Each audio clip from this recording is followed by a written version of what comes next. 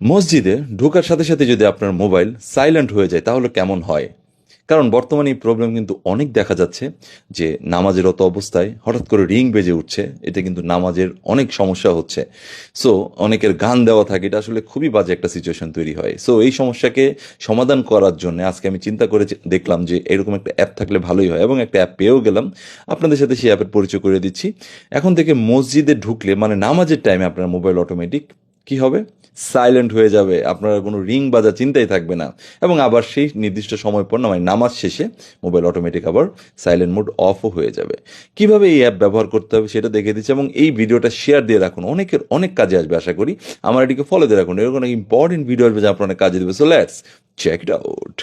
প্রথমে প্লে স্টোরে চলে যাবেন, গিয়ে লিখবেন প্রেয়ার টাইমস কিবলা অ্যান্ড নামাজ। এটা লিখলে দাওয়াতি ইসলামের একটা অ্যাপ আছে, এই অ্যাপটাকে ইনস্টল করে নেবেন। ইনস্টল হয়ে যাওয়ার পর ওপেন করে নেবেন।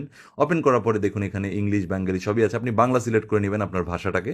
এরপরে দেখুন এখানে অপশন পেয়ে যাবেন, আপনার অনুমতি চাইবে লোকেশনের অনুমতি দিয়ে দিবেন আপনি।